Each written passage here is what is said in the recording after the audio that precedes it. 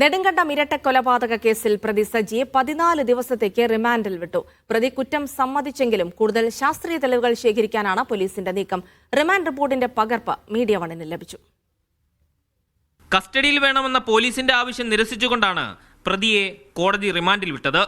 സജിയുടെ മൊഴി പൂർണ്ണമായും പോലീസ് വിശ്വാസത്തിൽ എടുത്തിട്ടില്ല. റിമാൻഡിൽ വിട്ടതോടെ കൂടുതൽ ചോദ്യം ചെയ്യാനുള്ള അവസരം പോലീസിന് നഷ്ടമായി. കസ്റ്റഡിയിൽ ലഭിക്കാൻ വീണ്ടും അപേക്ഷ നൽകും. കൊലപാതകത്തിന്റെ ക്രൂരത വെളിപ്പെടുത്തുന്ന റിമാൻഡ് റിപ്പോർട്ടിന്റെ പകർപ്പ് മീഡിയ വണ്ണിന് ലഭിച്ചു.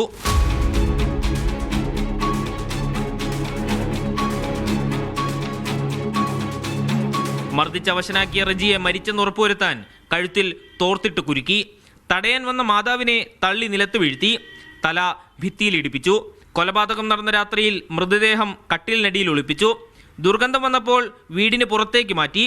2 ദിവസത്തിന് ശേഷം വീട്ടുമുറ്റത്ത് കുഴിച്ചു മൂടി. സജി കുറ്റം സമ്മതിച്ചെങ്കിലും കൂടുതൽ ശാസ്ത്രീയ തെളിവുകൾ ശേഖരിക്കാനാണ് പോലീസിന്റെ നീക്കം. കൊലപാതകത്തിൽ മറ്റാർക്കെങ്കിലും പങ്കുണ്ടോ എന്നും പരിശോധിക്കും. മീഡിയ 1 ഇടുക്കി.